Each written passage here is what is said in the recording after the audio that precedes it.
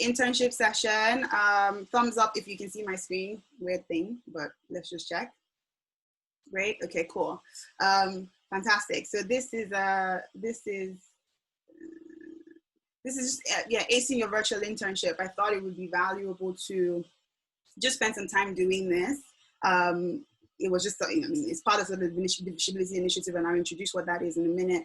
But I just thought, you know, whilst we're here, I have a community of women that I serve, and this is something that was always coming up. And yeah, I just thought I'll just spend a little bit of Friday evening doing something, and then bringing some really great ladies to like help, you know, help us with the conversation as well. So for those who have not met me before, and there are many, because I don't know that I know everyone on this group, but my name is Mary Adeyemi. I am an executive director in the credit risk division at Goldman Sachs. I've been at Goldman exactly 20 months today, actually. I joined on the 3rd of September, 3rd of September 2018. So it is exactly 20 months today, as is the 3rd. Prior to that, I was a Bank of America Merrill Lynch for just about a week over 10 years. And that was where I did my last sort of SEO internship. So I interned with SEO in 2006 and 2007. And I graduated from Lancaster University with a BA in Accounting and Finance and an MSc from Imperial College. And then went on to do, basically start as a grad. After that, I'm a chartered accountant with the ACCA. And I am the founder of viSHEbility. viSHEbility is effectively what I used I started in 2019 as a platform to kind of consolidate a lot of the work that I was already doing in the D&I space. So I was already doing a lot of work around inspiring, coaching, and fostering community, especially for, you know, people who were, you know, female, or people who were, I guess, classed as ethnic minorities, so Black or ethnic minority groups. And so as an intersectional leader myself, I was very passionate, and I am very, very passionate about seeing better outcomes for the Black community and the female community. And that was sort of what really pushed me to start viSHEbility. But effectively, it's always been an extension of effectively who I am and what I've always done, you know, within my career. And whilst I was at BAML, and even increasingly so at Goldman, I've been heavily involved with mentoring of junior talent and even mid-level talent. Hiring graduates. I've been an intern manager, grad manager for many, many years. And actually in my last 2 years at BAML, I was the co-head of graduate recruitment for the risk division. So I've had extensive experience dealing with, you know, the hiring, onboarding, recruitment, retention, promotion of junior talent. So I'm hoping I can share some of that experience, some of the things that I've learned through that process. So yes, as I mentioned, webinars like these are part of our sort of student series. We do a lot more things for our sort of core community that doesn't sort of look like this, but, you know, around so many other topics in the workplace. We talk about things like mentoring and sponsorship, networking, personal branding, name it. There are a host of topics that we address. And we continue to have webinars like this, but this is actually like going to be an interesting one because it's the student one, which is always kind of cool. So a little, that's just a little bit about me. I wanted to hear a little bit from you guys. So can you guys drop in the chat a little bit about, like, not yourself, like yourself, yes, I guess, but more like where you're interning, so we know who we're talking to and who the audience is, where you're interning, what division, and I'm going to open my chat box now so I can see what you guys are typing. So just let us know a little bit about what's going on. Macquarie credit risk. Yay, another credit risk person. Awesome, awesome. So guys, keep it coming. BCG, strategy consulting, fantastic. Jade from Nomura, GS credit risk, yes, Bell. GS HCM, great, lots of GS people. GS controllers, okay, lots of GS people. Hi guys. GS operations, JP Morgan, McKinsey, great. Okay, so a mix of banking, consulting. I can see here, super. I can see an engineer, fantastic. Someone from BlackRock, fantastic, great. Data science is awesome. Oracle. Okay, cool, great. Internet Bank of America, my old family, fantastic. Hi, Kosi. Hi, Sophie. Great. Okay, cool. Keep it coming. We'll just carry on, and I'll keep looking. And the team, my team are on, so they can kind of do that as well. But I want to make sure we kind of move on. So great. So firstly, congratulations. If you still have a virtual internship, you are actually one of the very lucky ones, because a few internships have been rescinded, unfortunately, given the times that we're in. And so I think count it all joy, as they say. If you still have one, it's great, and it's a great opportunity. You're sitting on gold. It's a great opportunity, and many of the companies that still have internships today are still looking to use those internships as a pipeline to hire. So that's phenomenal news. Some are not. They're still doing the internships pretty much as an experience-only basis, which is fine. And you should, as I always say, like, your internship is not just about securing the job; it's also about learning. And you will learn a little bit about what you like, what you don't like. This process might be a little bit of a process of elimination. We're going to talk to Olamide later, who's done quite a good number of internships. So she will tell us how she kind of figured all of that out and what she picked up from all of them. But internships are not always just about getting that end role. Sometimes it's about just eliminating options. So congrats if you still have an internship. What we want to, what I think would be good to chat about today is, kind of level setting a little bit. So in terms of structure, we're going to level set around, what is an internship? What employers are assessing? What are some of the expected differences that you would see with a virtual internship versus a full-time one? And then I'm going to talk about sort of my IVF little piece, which is a weird acronym for those who know what IVF actually means in real terms. But this is effectively what a lot of employers are assessing, and what you're basically continually being assessed on from the day you interview to the day you get that job, and actually for pretty much most of your career. So I'll talk a little bit about that. And then at that point, I'm going to bring in Tomi and Olamide, our really amazing guests. And we're going to kind of go into a bit of a Q&A discussion. And some of the topics we're going to talk about in that discussion are really around virtual visibility and connectivity, which I know is a question that's come up multiple times, as well as the whole review and assessment process and what you guys can expect. I'm seeing a question here that, would you get an access to the event recording? Ideally, what I would suggest is pay attention. I would try, but I can't promise that, but pay attention. Let me actually make sure that we are recording. That would be a good start. Yes, I am. Cool. Great. So we will kick off. And are you guys ready? If you're ready, type us a quick yes. Let us know what's going on. And people keep keep sending in what you're doing for your internship. There are quite a few people, I think, on this chat. So I should be seeing a lot more. Messages in here. So cool. We're ready. Yes. Oh, fantastic. We're with it. All right, let's do that. Cool. So, level set. What is an internship, right? So this is designed really as one of your core pipeline. It's like one of your core pipeline strategies for any company, really. So this is how companies assess and bring in junior talent. A lot of companies have moved into this methodology because it works best than just interviewing someone over a few hours. This is a good way for them to really get an insight of how you work day to day, but also more importantly, it is a great way to get an insight, for you to get an insight about the job and things. Like, you might read all the stuff on the website and think that it is, this is exactly what I might want to do. You might have met a few people and you think this is quite interesting, but actually this really gives you that, it gives you that real life insight into what that job, could entail. So very useful for you, but very, very useful for the company and for the specific division that you're going into. So you guys, most of you would have internships. I know there's some people on this call who are not actually interning, but if we thought the topic was valuable, that's fine. Welcome. But yeah, if you have an internship, I'm hoping you know by now exactly what it is and what the expectations are.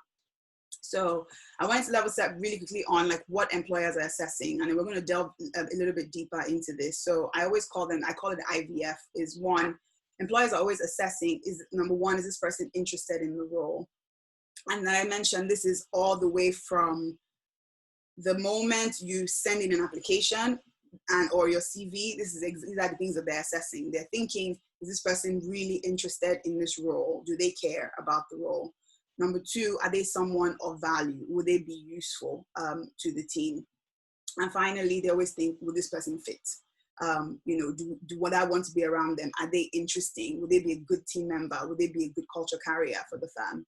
And the like. So those are really the three things. If we also bucket everything that a company is looking for, it will fit somewhere in all of this stuff. Now we can break all of these down into different component parts, but really IVF. So I've given you an acronym so you can remember: interest, value, and fit. So I want to spend a little bit of time just talking about some of your expected differences in the process, because it's helpful to know what would be different, and we now know how to close the gaps for those things that are different. So let's talk a little bit about that. So the few things that have changed, I've just seen an editing error, but that's fine. A few things that have changed. Obviously, your location is quite different. You're not physically in the office. You're now, either partly or fully virtual. So some teams, even though your company has started reopening, they've basically asked all the interns to stay home. So regardless of the process, you're fully virtual. And because of that, and because of the inefficiencies of doing that, some of your programs are shorter.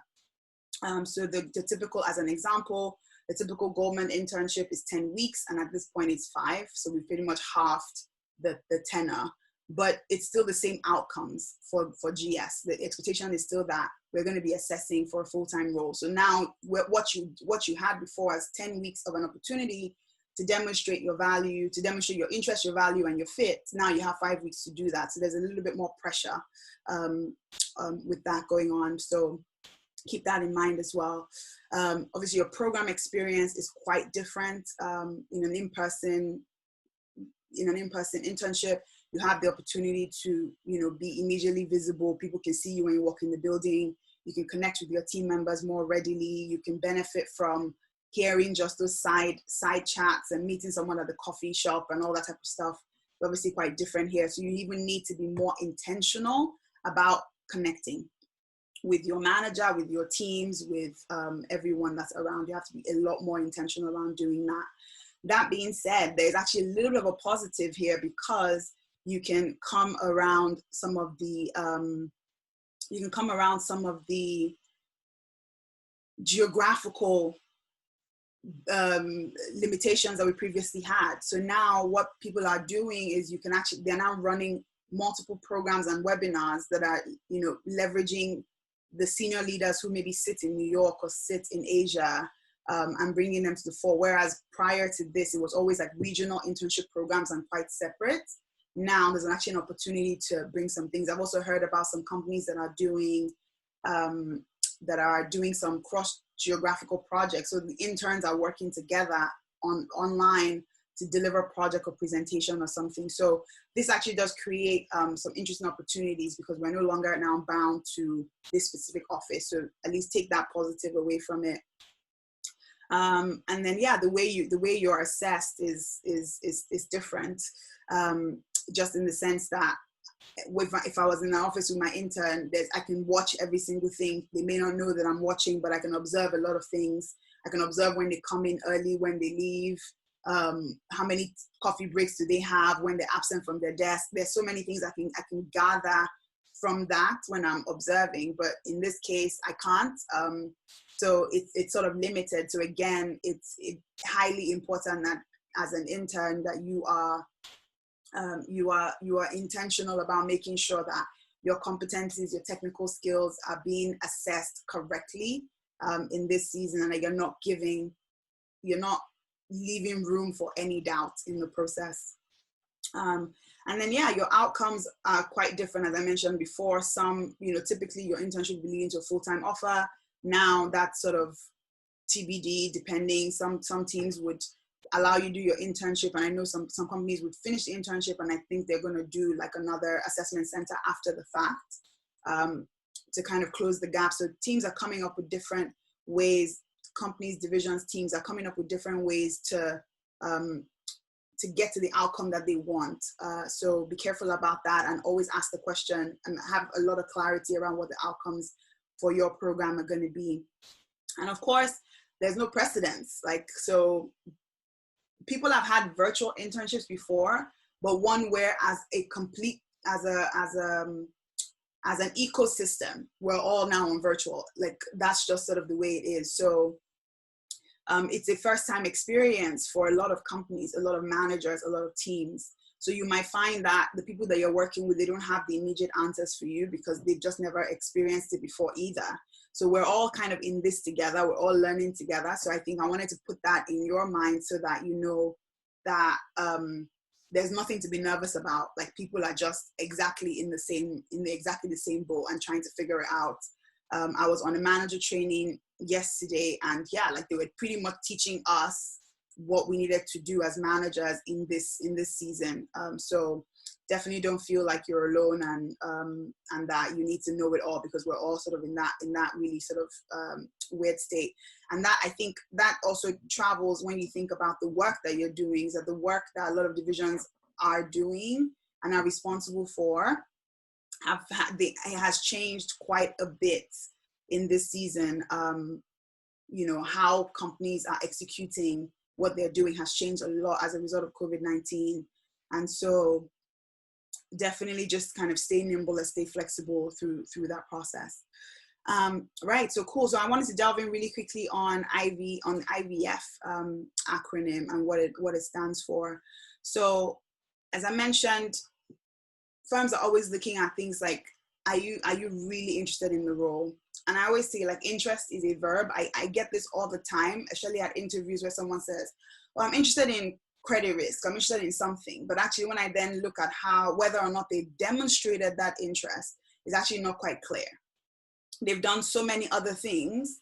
They've worked in retail, they've done fashion stuff, they've done charity stuff, they've done so many other things, but none of the things that they've done has actually translated into this, into this is how this person is interested in credit risk. And so I think similarly, if someone is trying to assess you for whether you're interested in the role that you're in or in the company that you're going to be interning in, you have to know that interest is a verb. It has to be it's a doing thing. So a few ways for you to, and you guys by all means feel free to take screenshots or write down notes, a few ways you can demonstrate interest within your role. I've kind of outlined here. So it's really about, do you know enough about this role? Have you demonstrated that you know enough about this role to make a decision about whether you want to work here? So the key things would be, if you want to demonstrate interest, is, of course, read further and read deeper. You would always get packs and information to start with, but always take it the next step further and try and understand exactly how what you are doing ties into the bigger picture.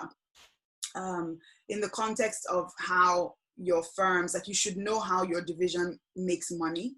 Whether if it's an income generating division, you should know how your particular division makes money.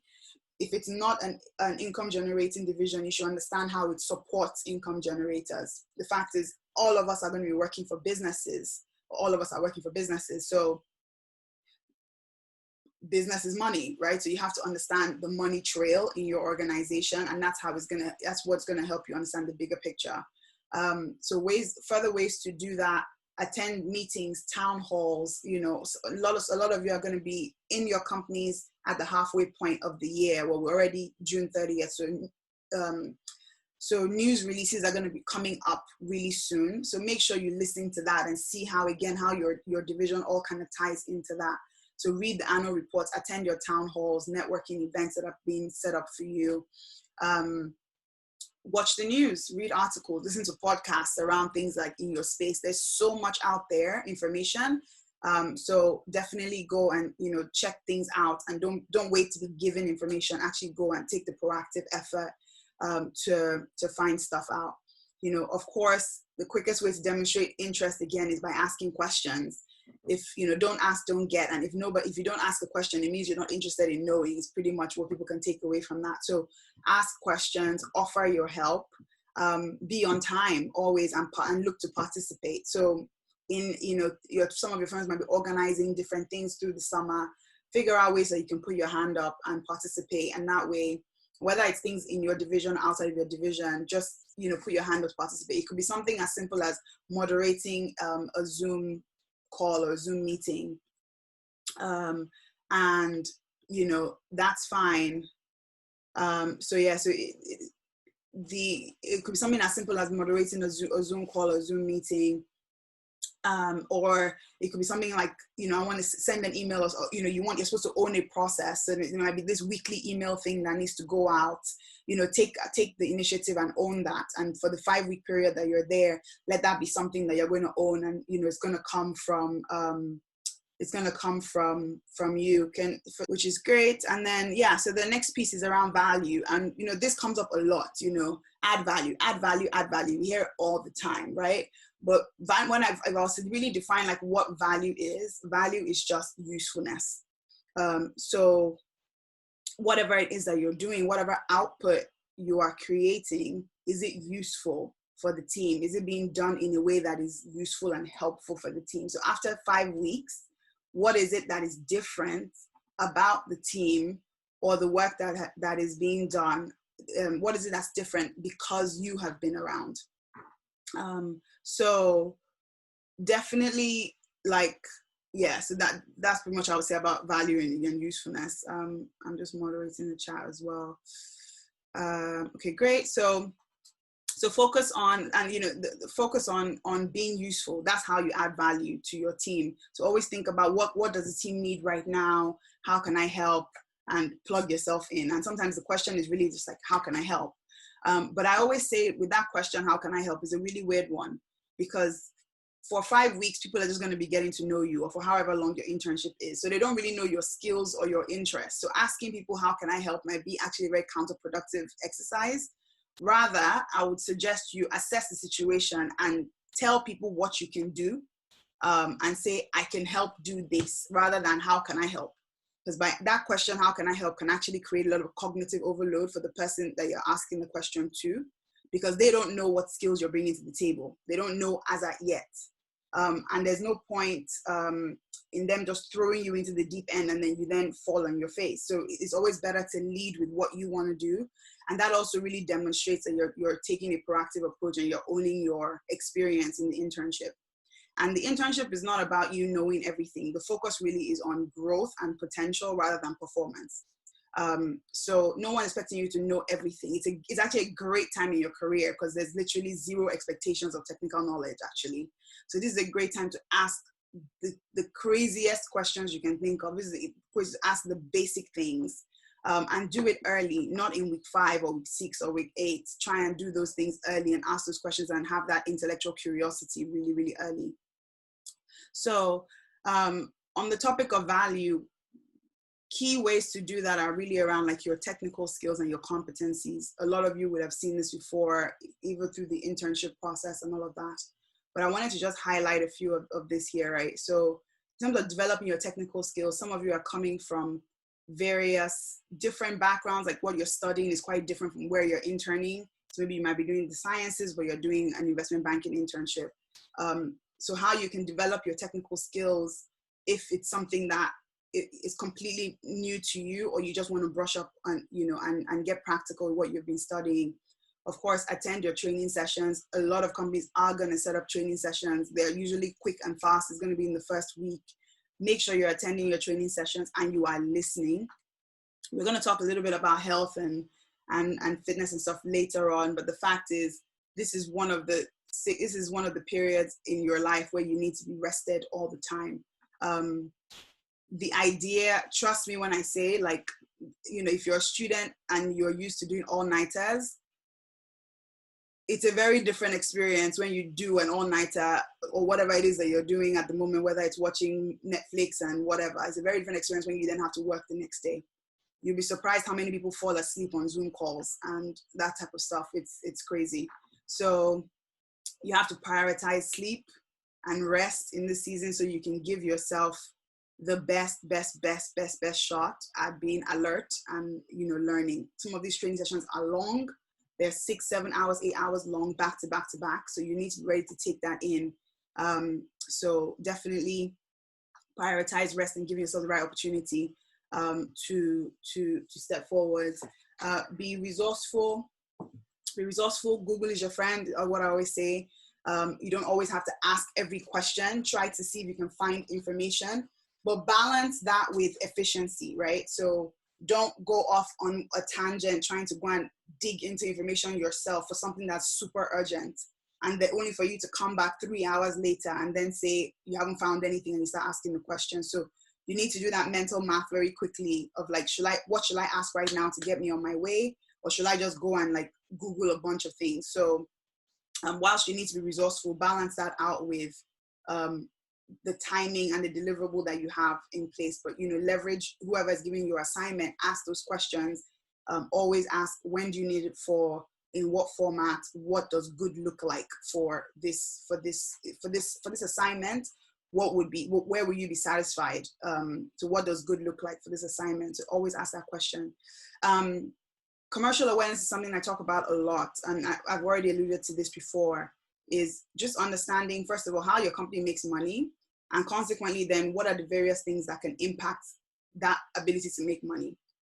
And this is just really you know, thinking about it internally, but also then externally, like what is going on in the world and how is it impacting the world of business. So clearly we're in an interesting season right now, and you should be thinking very intentionally about how COVID-19, the first wave, the second wave, and all of the statistics and the numbers around it, how that is potentially going to impact your business and your clients, where you're going to be sitting.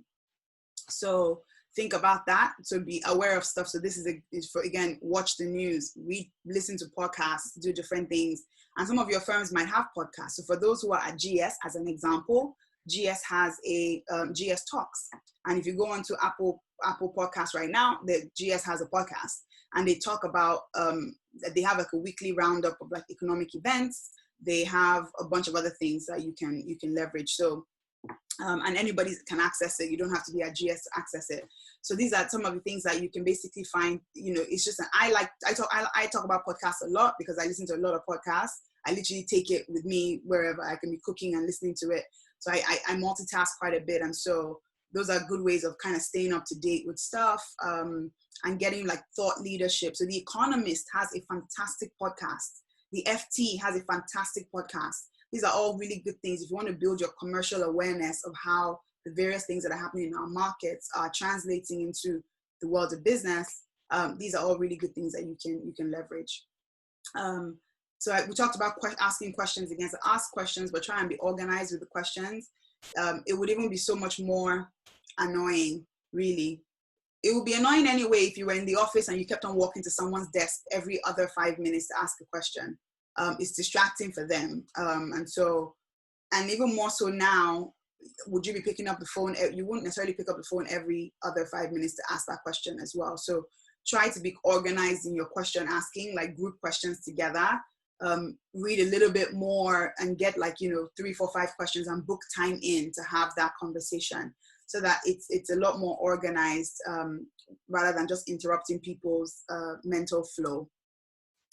Again, take on challenging work. This is really the only way you can learn. Stretch yourself and you learn, throw yourself into deep, even things that you don't know. Once you go through the exercise of whatever it is you're being asked to do, you will find you would learn more. So you will learn more. So that's the only way you can do is by throwing yourself in the deep end. And then leverage your junior members of your team as well. To be honest, a lot of them are tasked with supporting you guys.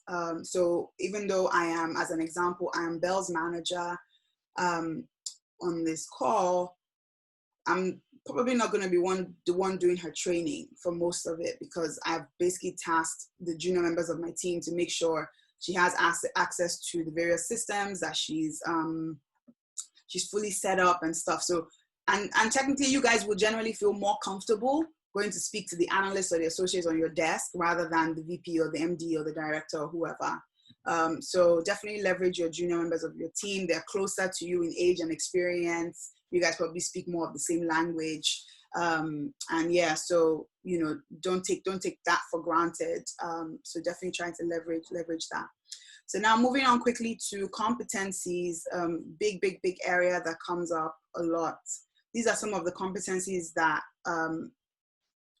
people will be assessing you with. I'm going to check the chat really quickly. Will the PowerPoint be sent afterwards? No, the PowerPoint will not be sent afterwards because it's proprietary. So you can by all means take screenshots, but it will not be sent.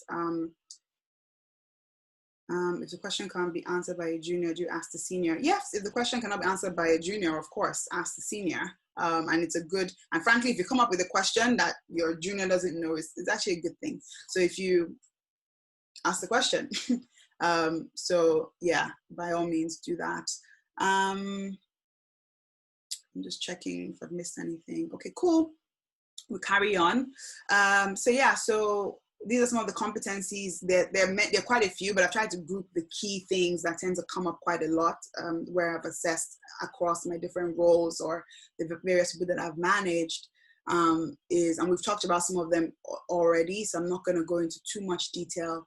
But yes, you know, your drive and intellectual curiosity. Are you asking questions? Do you care? Are you do you convey a sense of urgency? So when they give you something, do you sit on it and then, you know, look at it in 2 days' time, or do you think about it as important and right now? Are you persistent? So if you hit a wall, you're given an assignment, you hit a wall, can you push through that wall? Can you be resourceful enough to find the information you need, to leverage resources, to go internally and have discussions and whatever it is to kind of get you to a solution? So that's what's going to demonstrate like drive. Are you attending your trainings? Are you doing coaching sessions? Some of you have a wealth of access to training within the firm. Again, I'll mention to those who are at GS, there is GS University. It's literally a full-on online box where you can take a bunch of training and courses and stuff, career related and otherwise. So are you someone who's demonstrating curiosity and interest in learning? Your analytical thinking and problem solving, we've kind of touched on that again. So yeah, making sure, like, are you someone who thinks deep and thinks smart? If you're constantly just thinking at the surface and saying the first thing that comes out of your mouth, that probably is something you need to work on. So being able to take information and actually really dig deep into it as to like why this matters, how I can do this better, differently, all that kind of stuff. So basically deep thinking and deep thought toward problem solving. Key thing is communication, for sure. You're going to be doing a lot of emailing, a lot of having conversations. Many of you are going to be doing presentations. So understanding how to communicate and pass on an idea or an outcome really clearly, so people know what you've done, how you've done it, and why it's important. So always think about it like, what have I done? Why have I done it? What have I done? How have I done it? And why is it important? These are some of the things that you always need to try to communicate every time, whether you're emailing or you're having conversations in the team or you're presenting something. So your written and communication skills are extremely important. Thoroughness and accuracy links very well into your analytical thinking. And this is really the trust test. And I always say to people, attention to detail is key. Look, everybody makes mistakes. But if you're sloppy and you're constantly making mistakes, this is where you start losing trust. And this is what people think about. And it links really well into the question about fit. Is that if I give you client work and I ask you to do something, is this what you're going to send to the client? And if I start losing trust in your ability to, produce error-free work, then it's also problematic. So I think being thorough, reading through, crossing your T's, dotting your I's, never send an email until you've read it multiple times. and, sometimes I still do 4I principles, and I ask one of my associates to read an email I want to send, because sometimes, because you're reading it and you're typing, talking, thinking at the same time, you write words twice, you add an extra space, you put things in an order that it makes sense to you but may not make sense to someone else. So always just make sure, because I always say, like, your emails are sort of a little bit of a stamp. It's like a signature. It doesn't go away. And so making sure that you're constantly doing that. For sure, mistakes will happen. So it's not something to necessarily kill yourself over, but definitely keep it in mind. If you do keep it in mind, you will do way, way better than if you were not thinking about it at all. And so, yeah, and then your ability to manage your time and work under pressure. Effectively, internships are scheduled to actually put you guys under pressure. It's by design. And a lot of companies actually, by design, put all of their employees under pressure. Really, I know for sure that at Goldman, my role can be done by, my role actually was done at BAMO by like 3 different people. So I know, like, that's just the structure of the team, where you constantly feel overworked and stretched. But being able to manage your time, prioritize, work under pressure, something needs to be done now, and everything seems to always be wanted yesterday. So being able to manage that, but also manage your energy, is also a really key thing to do. And then, yeah, your proactivity and consistency in delivering your results. So are you always waiting for someone to tell you what to do? If you're someone who's constantly waiting for someone to tell you what to do, there is a problem.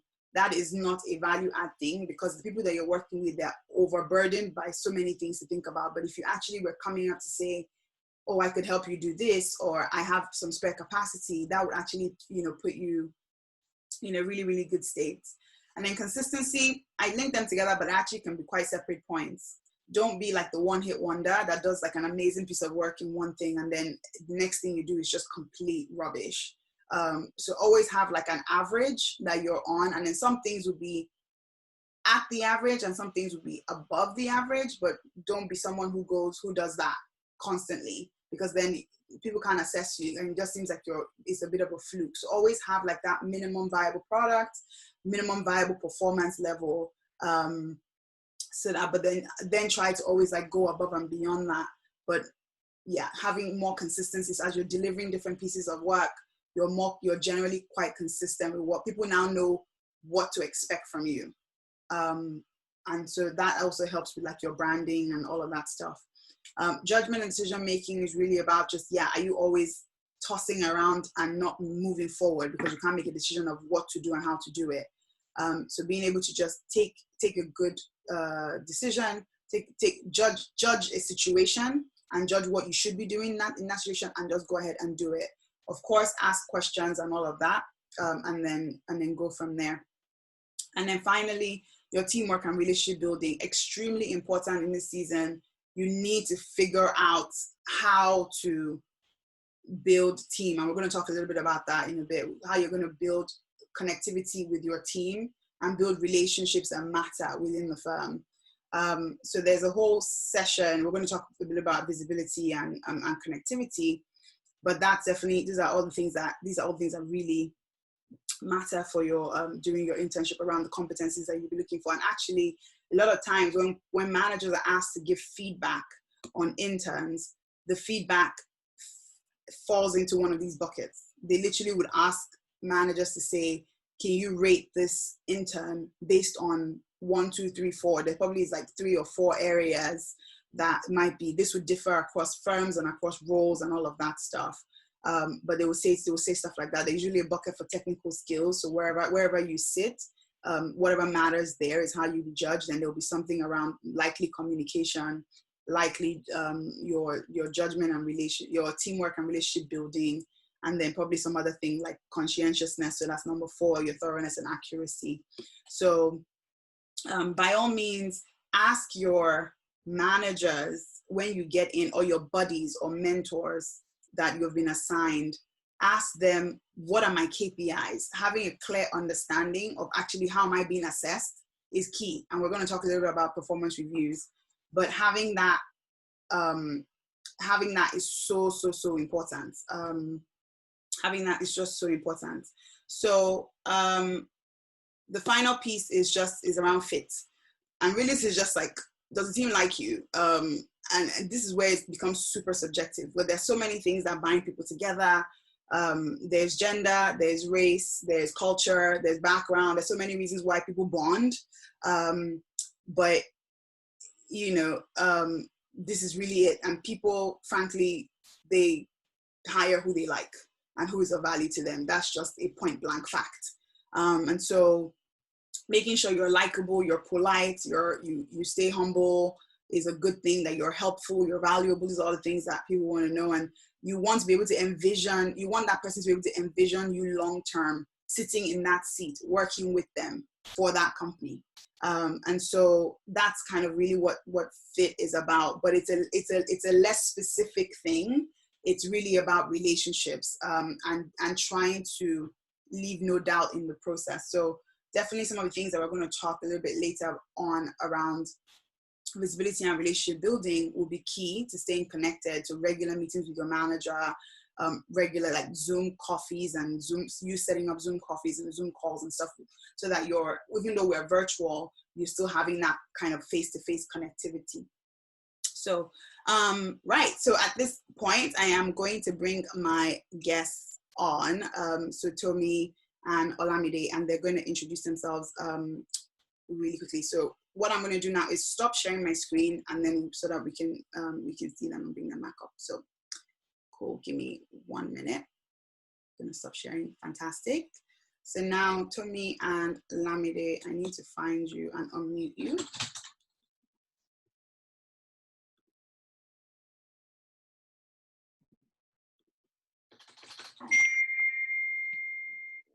Should I go first? Yeah, so Olamide, go for it. Hi everyone, my name is Olamide. I am an LSE graduate. I just finished uni a couple weeks ago. I interned last summer at JP Morgan in credit risk as well, and I'm going to be joining credit risk in JP Morgan this morning. I mean, sorry, not this morning. In next month. So yeah. Fantastic, great. So Tomi. Yes, hi everyone. My name is Tomi. If you saw the flyer, you would have seen that I was an HR advisor at British Airways, but I've just left. So now I'm a senior HR advisor at another company called AET. Literally started yesterday or so. On the side, I run a career platform. I hope everyone can hear me. I run a career platform called My Career Couch. And essentially what I'm doing is just trying to help everybody just level up in their careers, because unlike you guys, I was not the brightest candle in school. I did not get any internships. I didn't get any grad jobs. I didn't know anything about anything. But when I figured this out, I realized, yes, I saw where I got it wrong. So I tried just doing my bit to help people. So yeah, so I'm trying to give you information from like HR's perspective. So yeah. Awesome, great. So you guys follow Tomi's, actually both their platforms, both on Instagram and on LinkedIn. There's so much valuable resources, so many valuable resources there. Olamide does regular videos. That's so helpful. And Tomi as well posts a lot of content on Instagram and at My Career Couch. So definitely check them out and leverage the resources that you can find there. So good, great, yay, I'm excited. Thank you guys for joining. I guess I'm looking here because I'm looking at my my notes. So I'm just doing two things at a time. So cool. So with Olamide, you have done something like 10 internships or something like that. Is that correct? You're on mute, Olamide. Okay. Now I need to. So don't mute yourself again, Olamide. It's fine. I need to keep you unmuted so that you can just jump in. Okay, sorry. Yeah, I've done a lot of internships in the past couple of years. So yeah, like around like 10 internships, insight programs, but multiple day internship programs basically. So what would you say, what in your opinion would make like an excellent intern? I think it's interesting, this dynamic, because usually I talk on my channel, but like I don't know what the executive directors are thinking, so feel free to chime in. But for me, I think I made a LinkedIn post about this, and I spoke about this in one of my YouTube videos as well. I think the most important thing, at least when I was speaking to my manager, is just the ability to do the job. I feel like that is like the number one thing. Like, can you actually perform what they ask you to do? Because you can be really friendly and really lovely, but again, you can't add value if you don't know what to do, if you're not doing the work that is expected of you. So I feel like that is definitely like the number one thing. I don't know what you think about that, Mary, but I feel like that's probably one of the biggest factors whether you get the job or not. I would say like being teachable as well. Being teachable. So there are, I think some people, at least like judging from the intern cohorts that I was with, some people do have prior knowledge or like prepare beforehand, and it's good. But then when you use it in a sort of arrogant way, or like you don't want to learn because you think you know everything, then it can harm you. So like it's good to know, like I was always researching and doing all the trainings and stuff, but primarily I would still be asking questions, like just to confirm the knowledge that I already had, to bottle some of that knowledge. And when you can do that, it shows that you're teachable, and not just asking loads of questions, but like then applying it as well and showing that you are applying, like, oh, you said this, I did this, this is what happened. And that kind of shows that you're teachable, especially at the junior level. Like your job is to learn. So I think being teachable is definitely good. And I would say like being interested as well. There will be parts of your internships that aren't that interesting. There's going to be trainings that aren't that interesting, but you still have to be able to show that you're interested in the business, because everything fits together anyway. So there's nothing that you're learning that's not relevant. Everything you're doing contributes to the work that your division produces. So I would say being interested and showing that interest as well, like you said, like through asking questions, is one of the good ways.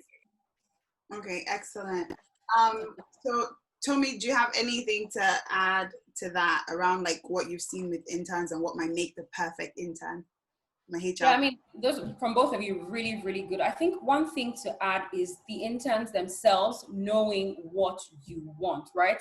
So if we're talking converting the internship to a full-time role, which may or may not happen, but the company needs to be convinced that this is beneficial for you and you are beneficial to us.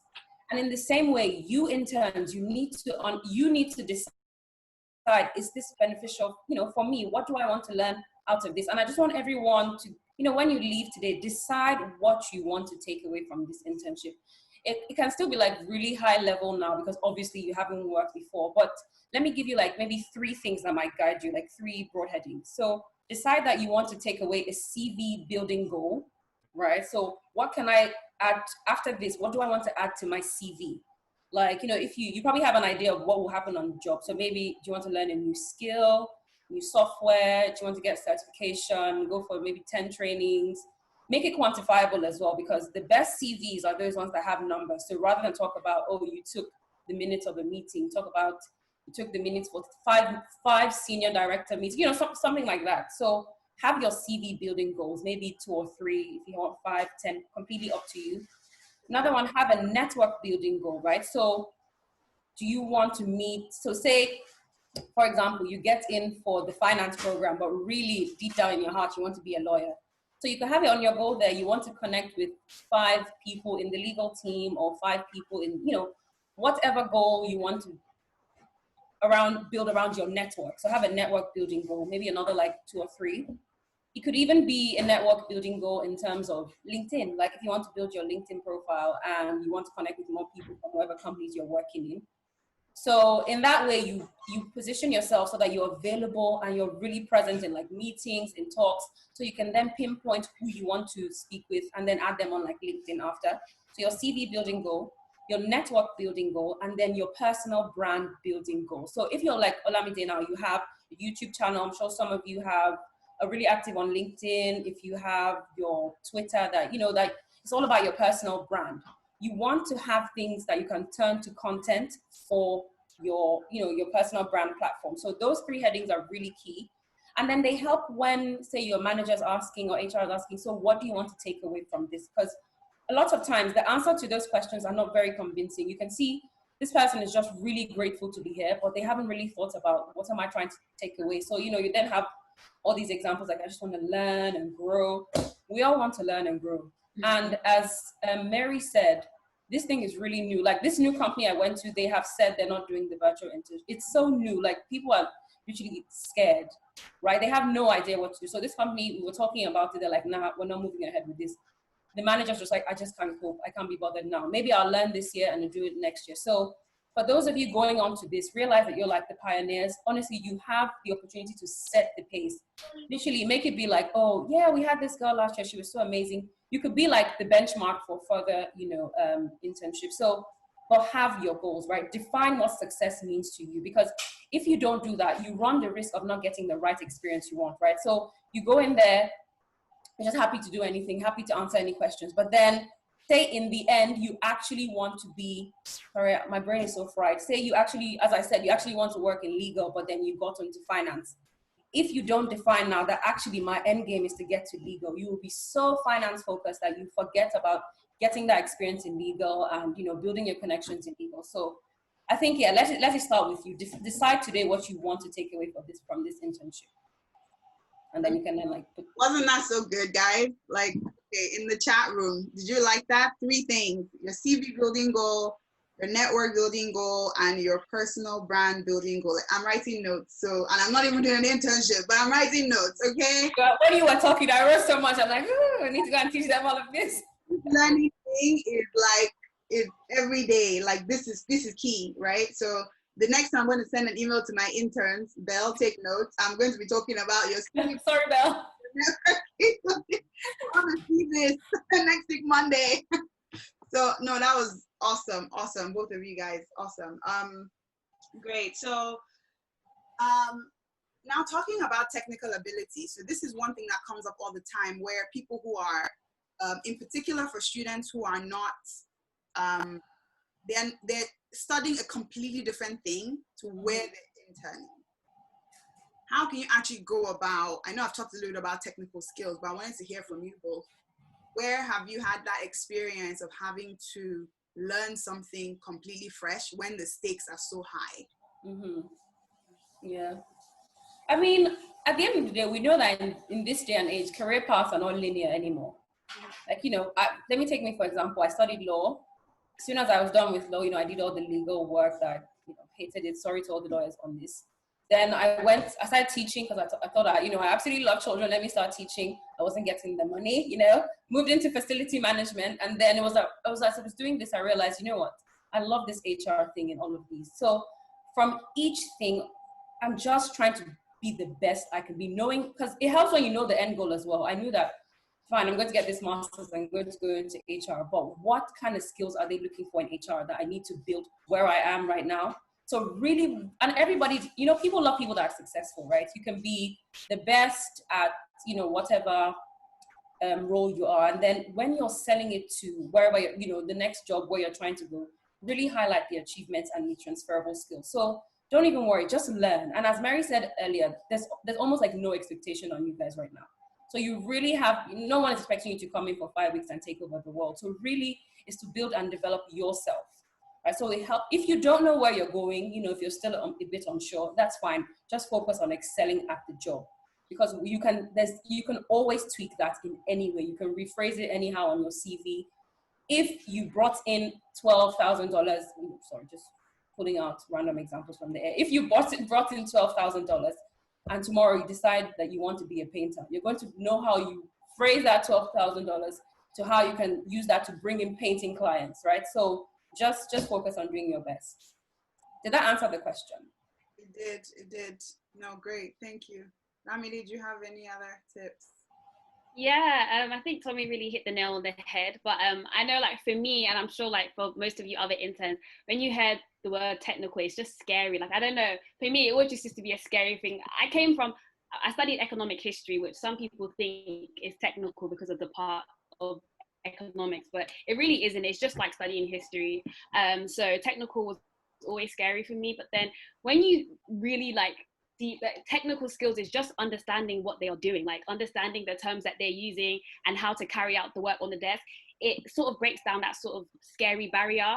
And for me, that was one thing that I worried about, because I feel like I'm pretty sure maybe like over half of the people on my internship cohort were studying finance or studying accounting or were pursuing a master's, done multiple masters. Some people had even worked before already and came to do an internship. So I felt like, oh my God, there's no way I'm going to be able to produce work that is going to compete with these guys if they have all this technical knowledge. So for me, that was a good thing, because it meant that at every opportunity I was taking it to learn. Every opportunity was a learning opportunity for me. So like Mary already said, you should be getting some sort of pre-training.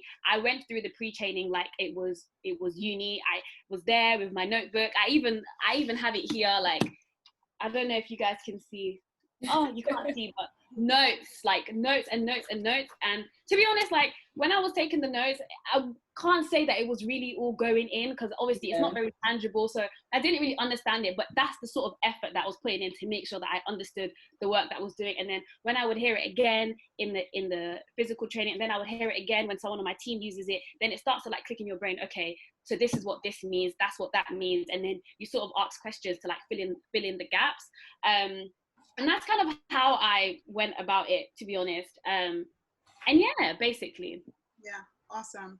And just the only thing I'll say to that is, you know, the topic of confidence and imposter syndrome is one that we deal with all the time. It's a regular conversation, right? Like, especially for my girls, it's like an everyday thing. It's like, you live in this place, just think, oh my God, I'm about to be found out. Trust me, that feeling does not go away. It will never go. No, never.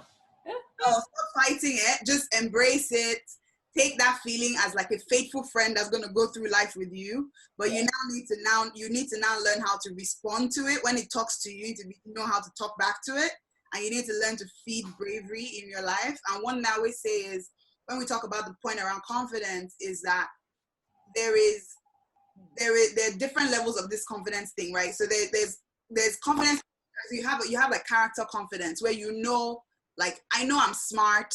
I know that I can do this job. I know that I can do all this stuff. And that generally, it comes from background, you know, what people have told you, how much you've hyped yourself. There's a lot of different factors that leads into that. It puts that thing in your brain that, you know what, actually, I'm generally a confident person. When I walk into a room, I know how to own it.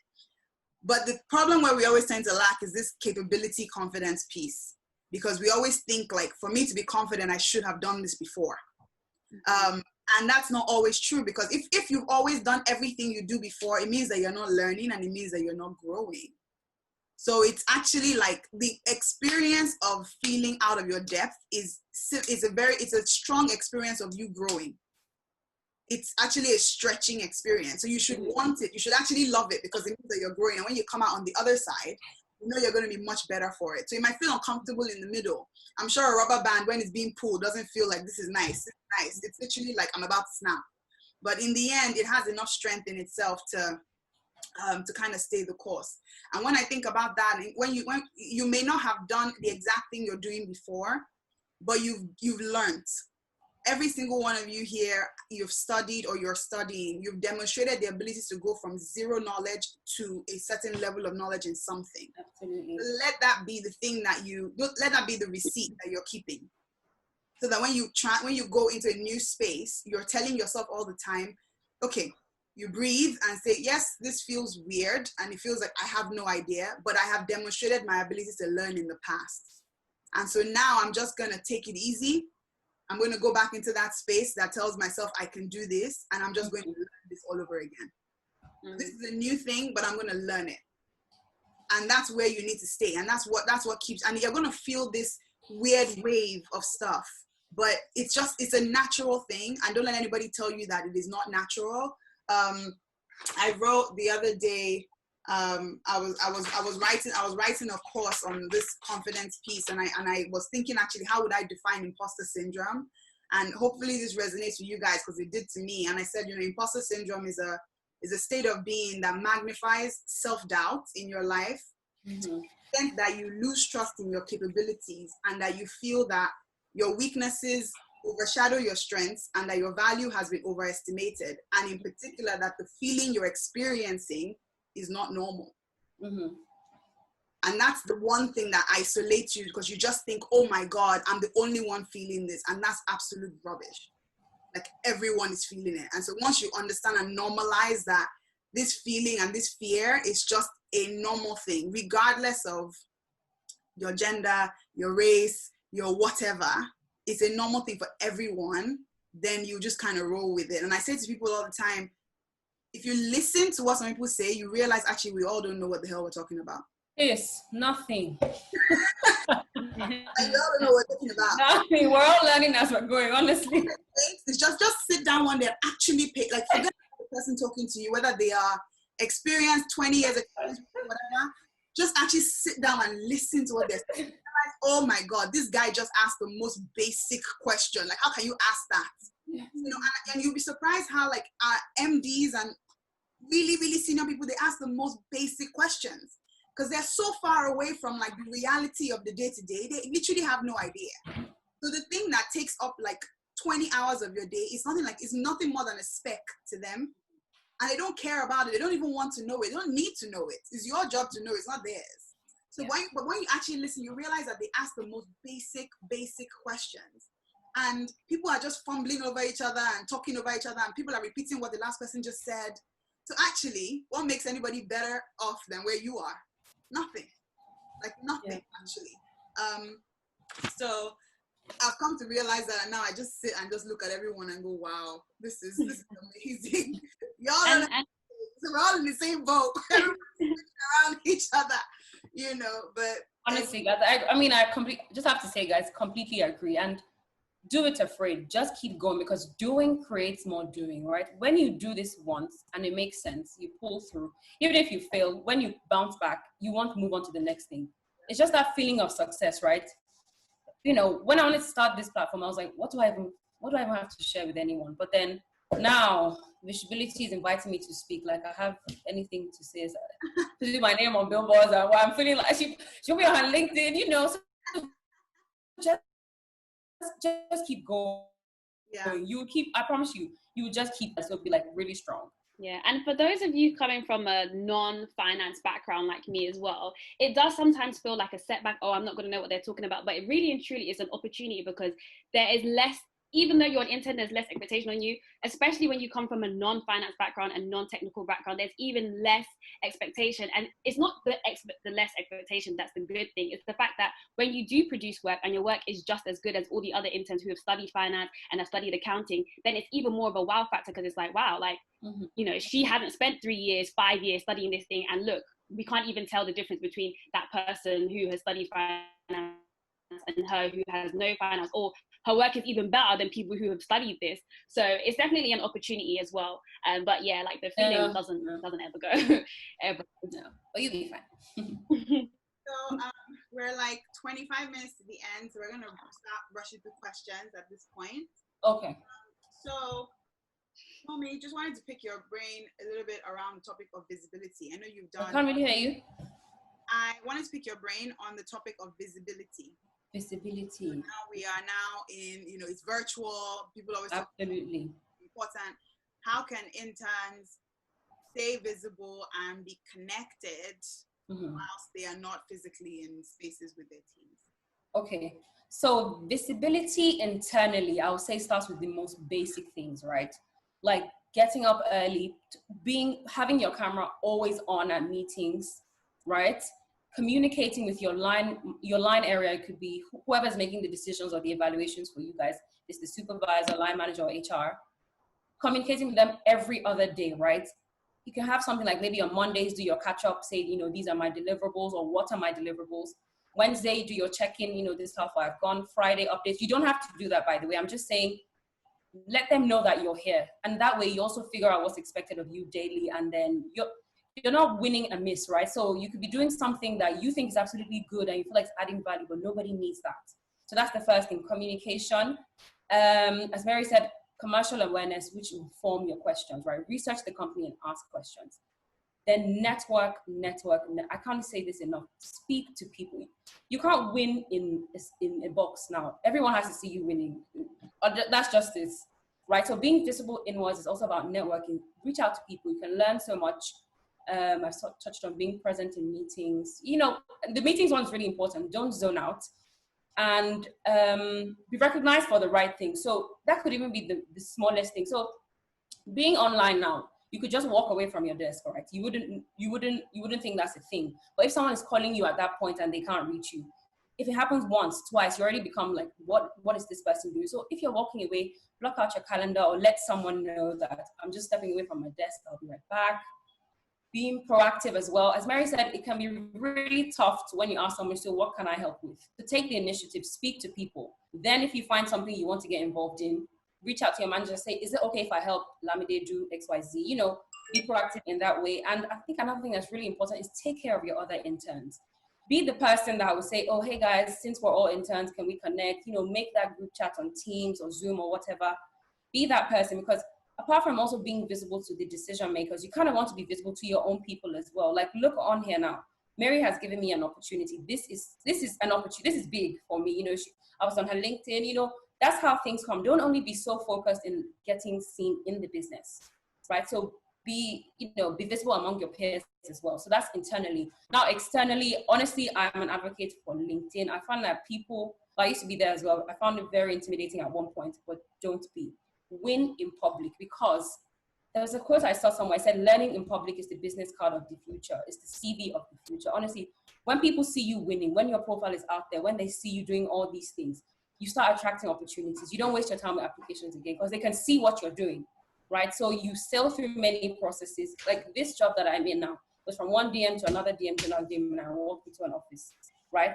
So win in public. Win in public, be present in the office, networking. Yeah, I think those are my key tips on visibility, really. Did I miss anything? No, I think you covered it. And I wanted to just show you guys, myself and Tomi have not connected, but I wanted to share my screen again so you can see. So I did some slides on this topic, but look at some of the points that I raised, pretty much exactly what she said. Oh, yeah, see? Meetings with your manager, having video meetings over voice, arranging Zoom calls over coffee, doing a group chat with your intern peers. Yeah, absolutely. We haven't exchanged notes, but these are just basically the things that you would say, right? And as I said before, speak up, ask questions. But I mean, and I always say to people, like with visibility, right? Visibility is a byproduct. It's in itself not a thing. Because you can make a lot of noise, or what does that gain you? But visibility is a byproduct to the value that you're adding. Visibility is how you tell people about the value that you've added. So the more important thing is strategizing about how you're going to add value, and then now telling people what you've done and why it's important. As I mentioned before, you tell people, this is what I've done, this is how I've done it, and this is why you need to know about it.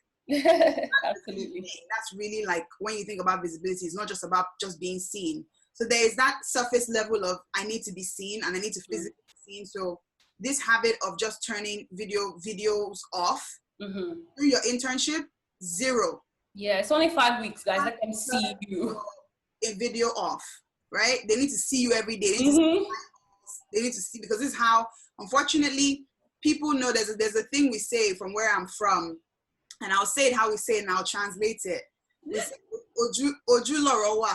Basically means like the conversation eyes, not in the voice, right? So that's I'm Yoruba, I'm Nigerian, but we say that all the way, like, it's in the eyes. So when you want to have a proper conversation, or you want to form a relationship, it is in person is always going to be better, because then you can see you're communicating not just with your words, but with your body language and with everything else. And so it makes engaged, you can see when you're confused, or when you need more help, or when you get it. So all of that, so prioritize that more than anything else. Okay, so great. And and another thing I wanted to add as well is, you guys are there for 5 weeks, 8 weeks, dress up every day.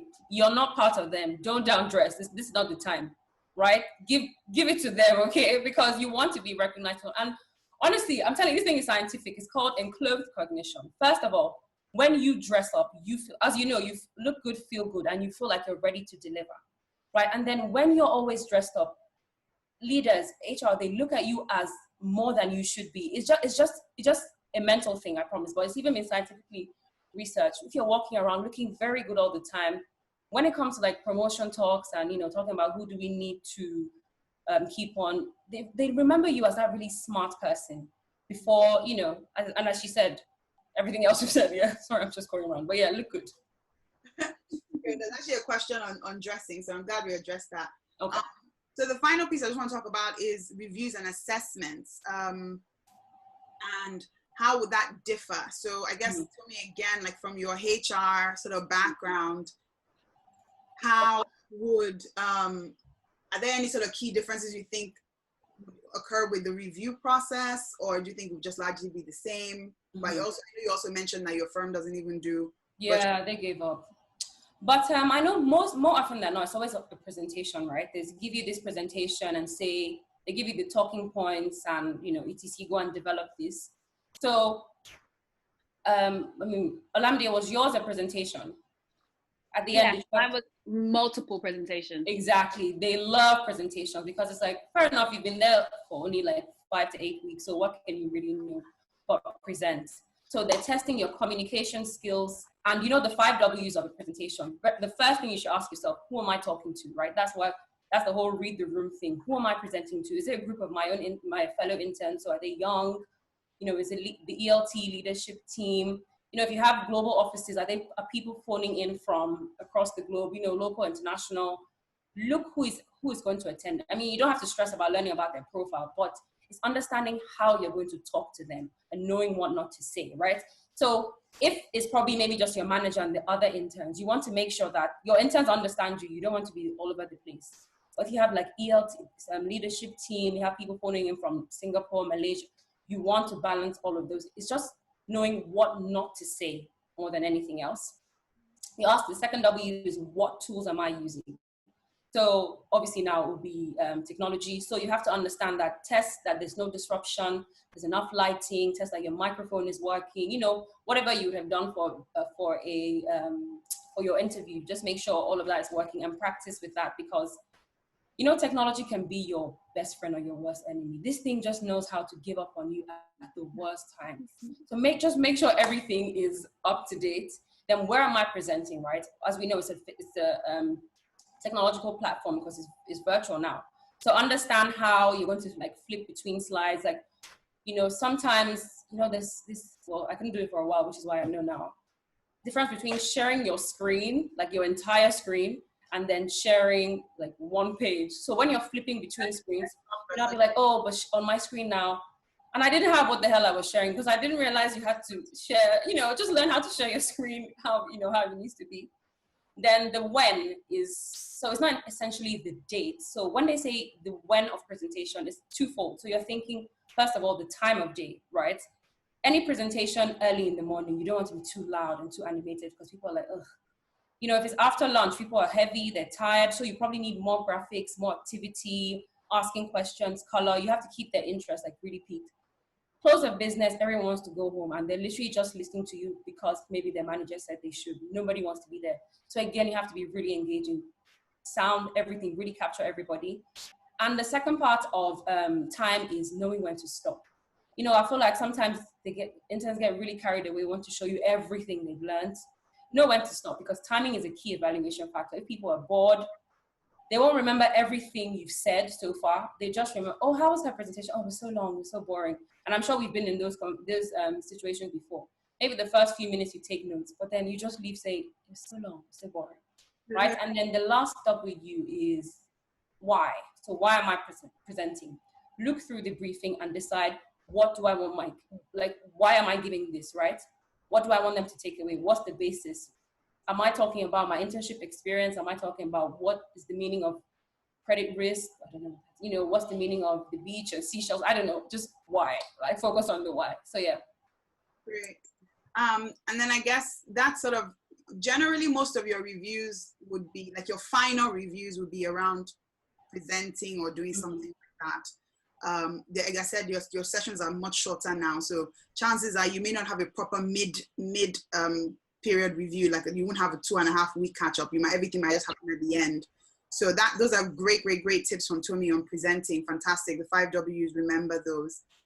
But in general, just around is think about like how to handle performance reviews. Understand that number one, the key thing is you need to understand what are my KPIs. I always say, like, you cannot score a goal if you don't know what the goalpost is or where the goalpost is. Like, it's just sort of like you'll be flailing in the air all the time. So always be clear on like, what is it I'm actually being measured on? I mentioned this before. Have this conversation very early with your manager, and say, okay, what does good look like at the end of, who's your ideal intern or grad convert? Ask those questions, be clear, and let that be your guide. That's actually how you then now know what to strategize on. So if they tell you, okay, these are the key competencies we're looking for, you now have to say in every week, how am I going to demonstrate those competencies? So by knowing the goal, you can actually create a proper strategy and execute that strategy consistently. So know your goal, know what the KPIs for your role is, and what a good intern and a good grad convert is going to look like. And then the second thing I'll say is seek feedback very early and seek it consistently. There is no point getting to week 5 and then and everything they tell you is a surprise. There's no point in that. So literally from the first assignment, ask the question, how could I have done this better? What was good? What needed more work? How could I have done this better? How can I improve? And demand from I know your interns supposed to do this and that, but also demand an investment from your teams. They're there to invest in you, right? So I sent an email, as an example, I sent an email yesterday to my team saying, I'm the intern manager. We have 2 interns joining our team on Monday. This is what I need from you guys. So we have to demand from them so that they can give to you guys, right? So ask them for feedback, ask them for help with improving certain things. That's how you show interest. We talked about that. And then they can go away saying, okay, she was actually really interested in improving. And then discuss your feedback, right? So your manager, there'll be so many people involved in the work that you're doing. So GS is an example. I'm an intern manager, but I'm also not I'm not the staffer. I'm actually not the one assigning tasks. It's someone else assigning tasks. So my interns need to know the staffer. Then they're also going to be working with other VPs or analysts or associates across multiple industries. They need to know those people. They're going to have mentors and buddies. They're going to have so many things. So whilst I'm their manager, I may not actually be working with them day to day, like on an assignment basis. So be able to, create a space where like you're giving something. If you get certain feedback from something, but you can't interpret it, don't sit on it. Talk to your mentors or your buddies or your manager about that feedback and get tips on how to really improve. And then when you get those tips, actually take action. Don't just amplify your strengths, but really, really take action on the things that you've been told. There's nothing worse than someone telling you something and saying you should improve this, and then you just don't. And then when you're working on those development points, communicate. Let them know, like, I've taken this on board. Thank you for the feedback. And I've taken this on board. And these are the 1, 2, 3 things I'm doing to improve on those development points. And then, as I mentioned before, don't ignore junior members of team. I've seen too many interns do this because you're trying to manage upwards. So you're constantly saying, oh, well, I'm going to just deal with my manager. The fact is, me as a manager, I'm going to go back to my analysts who have worked hand in hand with those interns and say, what's your feedback? I may not have an opinion about you ever through my internship. So in fact, those junior people are your allies. Make sure they have good things to say. Because if they don't, as a manager, I literally have no other option than to just take their word at it. Yeah. Because if I've not worked with you, I'm just going to assume that's just is what it is. Can I just quickly add as well? Sure, of course. Just going back quickly to Tommy's point, especially with the presentations, everything you say, you need to understand what you are saying. Don't say anything that you don't understand, because they will grill you on that. And it's not necessarily a bad thing, but sometimes they're just trying to see, okay, you mentioned that, how much of that do you know? So if they do grill you and you can answer it, big plus. But if you mention something and you have no clue what it is, that will really, really let you down. 2, practice with your other interns before you practice in front of the ED or managing director. And then also, one thing I used to do, probably easier in person, but I would also practice every presentation that I was going to give to an MD or executive director or credit risk director. I would practice with someone on my team, so like an analyst or associate, and it was a really good way to sort of like bond with them as well, because sometimes you don't have the opportunity to work with the other people in your team. Like I had a relatively big team, there was like 15 of us, and so some people who sat far away from me, I couldn't speak to them. But if I said, can you help me with this presentation, and then also take time to like get to know them, it's just a really good way to sort of like connect with your team members without having to like maybe book an awkward coffee or whatever. And then with the reviews as well, like Mary just mentioned it, but everyone gives feedback on you. I don't know how easy it would be virtually, but physically everyone gives feedback on you. So even the people who you're doing the training with, they know they note down who's asking questions and who isn't. Your analysts also the same thing. Everyone gives feedback on you. And sometimes when you do work for people, sometimes they don't really like give you feedback, but probe for it. And what I would do is when I would send, my manager like sat behind me, but at the end of every week, I will send her like what I was doing that week, what I completed, what I think I'm going to be doing next week, and also the feedback that I got and how I've implemented that every week. That was in my email to her as like an end of week summary. So that's one way you can show that you're actually taking on feedback, because a lot of my friends didn't get offers because they said that you didn't improve from your mid review. Like there was no, how can we show that you improved, that you took on the feedback? But being like doing the emails, like Mary said, is a very clear way to show that, okay, I did take on feedback, and you have evidence yourself as well. So yeah, that's really, really key. And I'm encouraging all of you that every week of your virtual internship, actually take the time to reflect on what you've done that week, the specific projects and what you've learned, and share that in an email with your team. You know, so either, and well, if you don't want to go big like that, you can send it to your manager. Yeah. You can send it to your manager, and you can copy the people you've worked with on specific assignments. It shows Make sure it's relevant to the end goal. Yeah. Don't start sharing things that have nothing to do with anything, because you even look worse, because it's like, well, I asked you to do this, so why are you learning HR? Yeah. But it's just so key, because we need to be super intentional about connectivity. That's the key about virtual internships, is that connectivity. You need to let people know what we're doing, how we're doing it, and just be so intentional. So really, like, we have still a good number of questions, and I know Tomi needs to run off. But don't worry, I'm enjoying this. Carry on. We've answered quite 10 minutes. We've answered quite a lot of the questions that have come via the email, which is great. So we've already run through some of those. I want you to answer this one for this person. This person is saying, what would you advise if you're the only intern in the team or department? Well, if you're the only intern in the team, I guess it's your concern that you can't then be connected. So you don't have people who are in the same boat as you, I'm guessing. Yes, they say yes. Yeah. Okay, so I guess in that instance, this is where you now need to think creatively about what you do, right? So you can either connect with other interns in other divisions, or connect with other interns sitting in your seat, but at other banks, or other firms. I'm sorry, bank is in my mind, but you know what I mean, at other firms. So you have to always build your network horizontally and laterally. So never feel shy about going outside of your space. Yeah. So that's why programs like Rare Recruitment, SEO, and that kind of thing, they're all great, because what it means, you can actually leverage your interns across different firms. But if you don't even have that, create that organically, leverage other people. Actually ask some of your interns in your company, other interns across other divisions, and see if they have somebody who's sitting in your seat. Use LinkedIn. You know, you have to be creative about finding the people that you need. But that's key. So and then also, as you said, the junior team members, other people in the, just because you're the only intern doesn't stop you from meeting everyone else in the company, or, you know, in your team. So don't be stuck on the fact that you're an intern. You're still there. So meet people, then speak with your team members, other teams, your managers, just be visible, and then take on enough.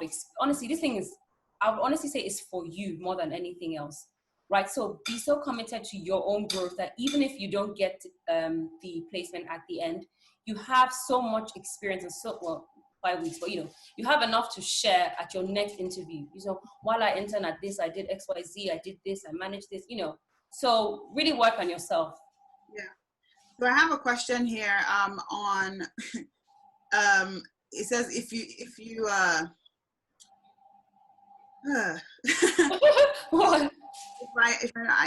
I know I don't want to work for the firm, should I pretend I'm engaged during the internship? Absolutely. Take everything. In fact, if you don't want to work, that's when you should even take from them so much. Take everything you can.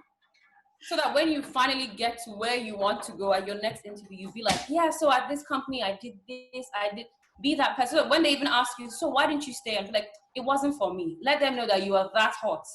Yeah. So people are like, oh, really? I'm telling you, imagine going somewhere and telling them, Goldman Sachs wasn't for me, you know, I learned this, they did, and they're like, oh, okay. So take everything you need to take and then run away. But also understand that internships are not just for, as I mentioned at the start, internships are not just for securing that full-time job. It's about your learning. Yeah.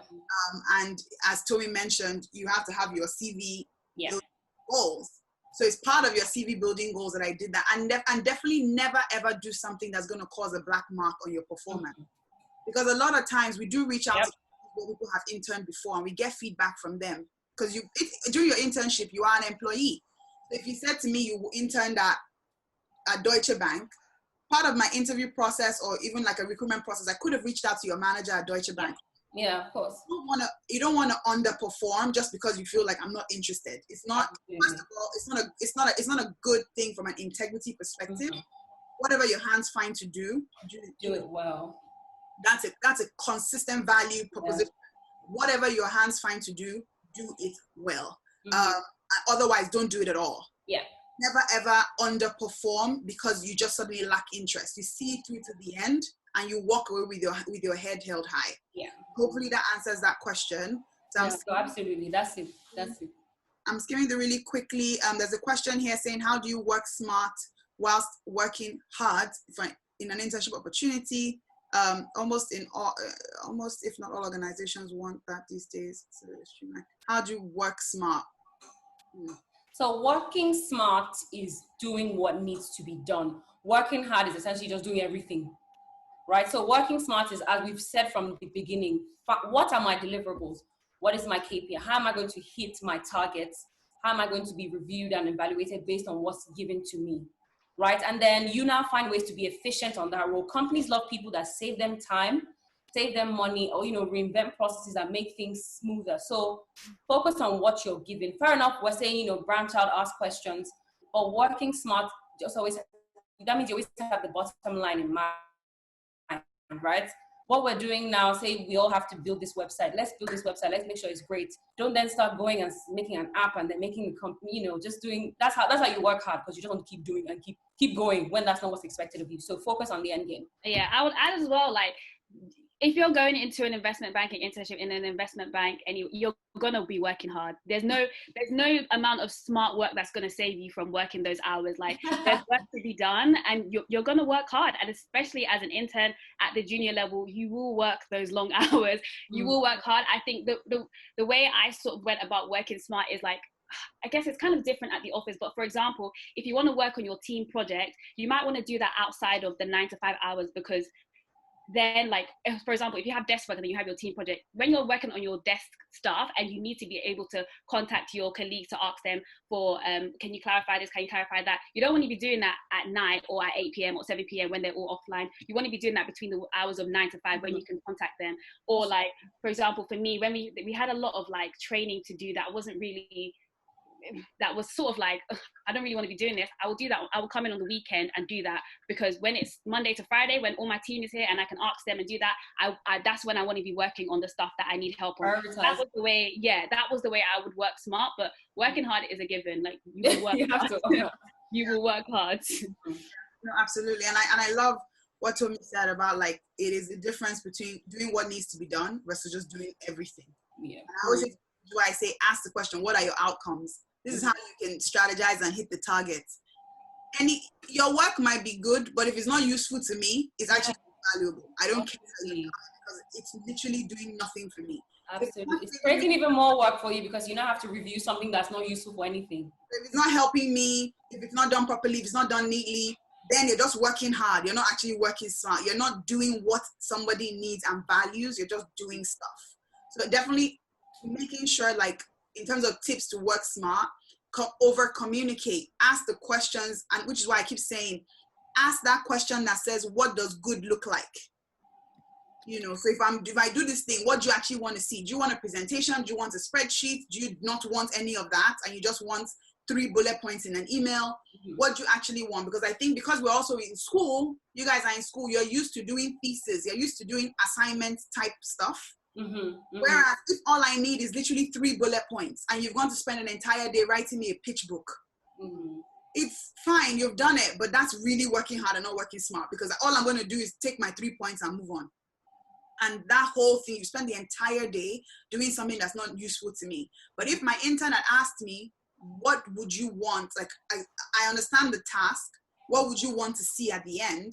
Then they can work smart through the day and focus on just getting me those 3 points and not creating a whole slide deck with animation and all that jazz. Yeah. It's not necessary, right? Absolutely. So lots of TV says, I saw, what advice would you give your 19-year-old self? Honestly, just call either of us and we can't do that today. Just call send a message. If you need to hear mine, I'm very happy, because I was telling Olamide before you guys signed, at least she had like 10 internships and had nothing. I did not have any sense in my head. So we've talked about what advice, that's great. How do you ensure you stay enthusiastic all day online and you're just sitting at your desk at home all day? Well, you're not going to be sitting at your desk all day. Well, you're going to get up, you're going to eat. You're gonna eat. You should like treat it as, because we're home doesn't mean like you have to work 24/7. It's not realistic. But as Tomi said, just don't disappear. Yeah. Right? Let people know like, okay, I'm going for lunch now, communicate. So tell your manager, I'm going for lunch now, set your IM to away or whatever. And don't just go away for 3 hours. If you're taking 40 minutes, 45 minutes, half an hour, whatever, an hour, be back when you're back. And in that 1 hour, and the good thing is, because you're home, you can nap, you can eat, take a walk. You can do so many things that literally the limited space in the office might not have given you the opportunity to do that. But now you can actually you can do stuff for an hour. I'm actually not someone who's as good with doing that, because I'm constantly jumping from one thing to the other. So if I'm not working for work, I'm working for viSHEbility, so I'm constantly working. But that's something I'll tell you, like when even now, once we get off this call, I'm going to go for a walk in my development. I'm just going to take some air. And that's just it. So it gives me the flexibility to do that. So definitely don't sit at your desk all day. And those are the things that are going to recharge you and energize you through the day. So even things like, I do exercise videos in the middle of the day. So I might join my morning calls and whatever. And like just before lunch at 11:30, I'll go down and do some shanti, jump around for 30 minutes. And I shower, I eat, and then I'm back to the desk. So these are things that just keep your, endorphins high and your energy levels high. So definitely try to do that. With regards to staying visible, what advice would you give for long-term internships, at least 6 months? I mean, it's exactly the same advice. Yeah, same thing. In fact, if you're doing 6 months, I don't think you'll be doing 6 months of a virtual internship. I don't really think you would, but let me know if you are. But I don't think you would. But effectively, the same thing applies. You just have to just stay the course and do it longer, and energize yourself. For 6 months is quite a while. So a lot of us started off with a lot of energy, but as the weeks have gone by, you've kind of, the drain has come out. So as an example, this entire week I've been off work. I've been off work because I need to keep my energy levels, and I needed to do this now because Belle and Mabel are starting on Monday, and I need to be there for them when they join. So I needed to take this week off to re-energize and recharge just for that. But but here I am. I'm kind of working, right? I'm doing this webinar. I had to prepare and do all of these things. So it's not Goldman work, but it's still some kind of work. But these are the kind of things that energize me anyway, so I'm fine doing it. God, the questions keep coming. Okay, great. Thanks, Jess, for answering the question around being the only intern. Fantastic.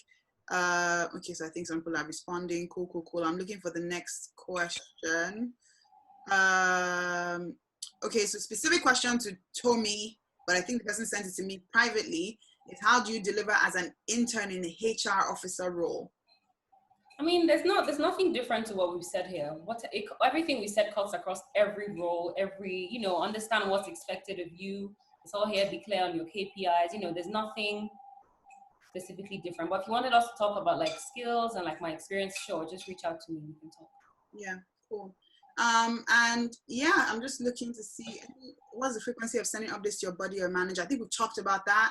Because your thing is shorter, it needs to be frequent. And frankly, like your manager, maybe even have daily calls. Yeah. It might be overload, but even if it's 15 minutes, like your manager should be doing that, because a lot of firms are encouraging managers to be intentionally, to be connected intentionally. So I would say, like, you know, so my interns are going to get a planner for the next 6 weeks for literally every single day. It's 15 minutes. It doesn't have to be anything longer than that. And because I have 2 of them, I will try and do them together. So it's also not overwhelming, but I also leave space to have one-on-one conversations, and they can set that up by themselves. They want to discuss something that the other, but it doesn't have to be a thing. If they don't have anything, it's going to be them to drive it. If they don't have anything to talk about, they can just cancel it and say, oh, we don't think we need this. Great. And I catch my 15 minutes back and I move on. But it's important to kind of do that. And if your manager doesn't do that, ask and say, I would like to have regular catch-ups with you every couple of days, every week. I mean, ask them for the frequency and set it up. But drive that point. You need to be extra connected through this whole process. And then if you've interned on a firm before, what should I be doing differently the second time round? I interned in my 2nd year, now in my 3rd year. Well, do more of what you were doing. And I was about to say, they wanted you back, so you must have done something really well. So just double up on that. And then the expectations will probably be different now, because I mean, you're in final year, you're probably closer to job market now. So they probably give you more responsibility. Take it on. Feedback, take that on as well. Be very positive. You know, you've made it to the second round. I mean, the second time. So you're obviously doing something right. Just double up on those efforts. Yeah. Yeah.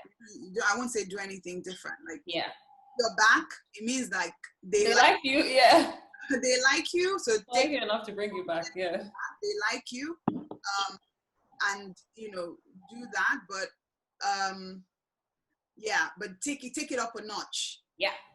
You can't perform at exactly the same level. Yeah. Here. They'll be looking out for your growth. So yeah, exactly. How are you different this time? So yeah, this is not the time to ask some of those questions you maybe have asked before. This is now the time to demonstrate like an elevated level of understanding, right? At this point. So, and if you remember, if by any chance you remember any of the feedback that you received the last time that wasn't so positive, try not to do those again, because everybody keeps files, right? So if they see that they warned you about attention to detail last year, they're warning you again this year, they'll be like, okay, this person just lacks attention to detail. Let's not bother. So try not to make the same mistakes the first time. Yeah. Okay. So these are I'm going to answer these last 2 questions, because we've already 10 minutes overrun. And I do want to close this out so everyone kind of go. I can do this all night. All day. Yeah. Have to time and let people go.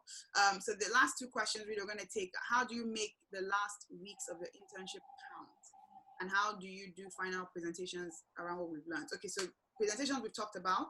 Yeah. So we're not going to repeat that. Yeah, I mean, the person said, do you advise we do final presentation? We can't advise, right? It will depend on what's been set for you. So yeah, it depends on what is asked of you. Yeah, they don't ask for presentations, don't do presentations. You don't do anything that you're not being asked to do, frankly. And then how do you make the last weeks of your internship count?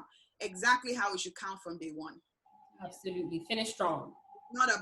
It's not about the last weeks and trying to scramble and then now, you know, start setting up all the coffees from week 1. Everybody knows the rules when they see one, right? Nobody that's interviewing you guys is everyone. We've seen a lot, trust me. We've seen a lot of different characters come through the firms. So definitely don't try and do like, be all quiet and do nothing for like 3 weeks and then now start scrambling because you know that, you know, reviews are coming. It won't work. So definitely one, as I mentioned. And then I think the final question is what would you advise interns to shadow other teams to get to know what? Okay, so look, at this point, I wouldn't say shadow. I would say you can have conversation because you don't have time. You don't have the time to take a week out or a couple of days out to go and do anything else. Like, and it's a virtual internship. People are already exhausted, stretched. Yeah. The way you guys might be feeling, overwhelmed by the process of the virtual internship. Trust me, your teams are feeling it as well. And in many teams actually would rather not even have an intern because it's just somebody else to think about, somebody else to feed. So trust me, it's just not a, it's a tough time. So I wouldn't say like, this is the time to now start trying to do shadow things. You know, you can have conversations, you can find someone who is open to having a conversation to just talk about what you do. And, you know, it's a simple email. My name is this, I am an intern in this division. I am interested in getting to know more about, in meeting you and getting to know more about what you do in this division and how it ties in with what I'm doing here. Would you have time for a Zoom coffee soon to talk about that? You know, I won't take up too much of your time. It's going to be, you know, 15, 20 minutes or something like that. So let people know exactly what they're saying yes to.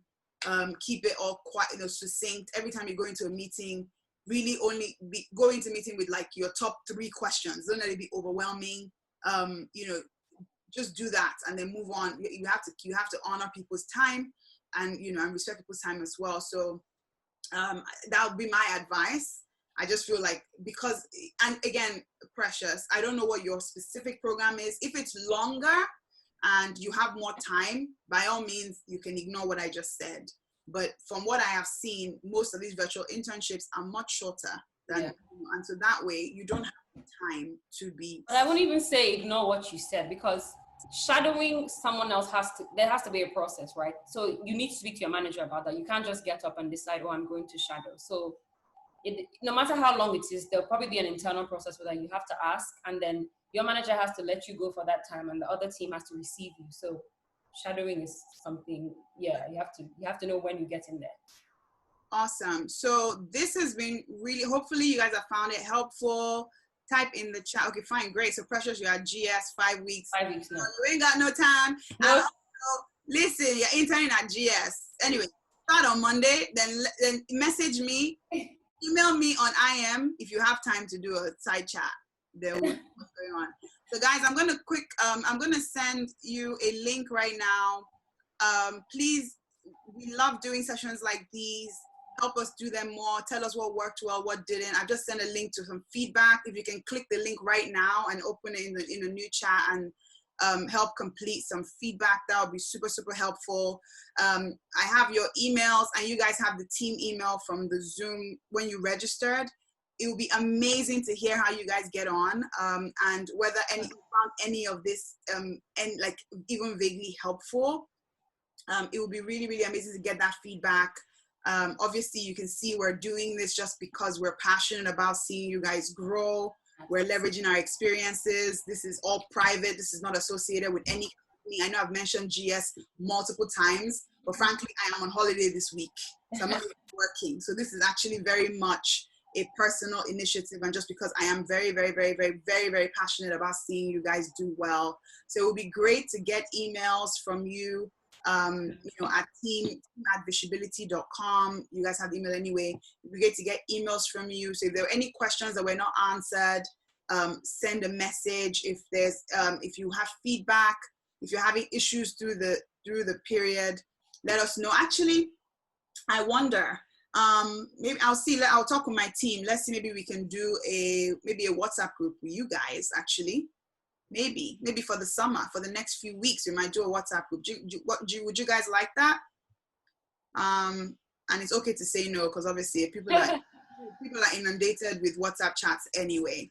But if you think that it'd be valuable to have this group on a separate WhatsApp chat for like 5 or 6 weeks, just so that we're exchanging stuff and we're keeping the continuous learning growing, I think that would be cool. Actually, whilst we are here, if someone in my team can quickly set up a Telegram group, like in the next 2 seconds, and just share the link here.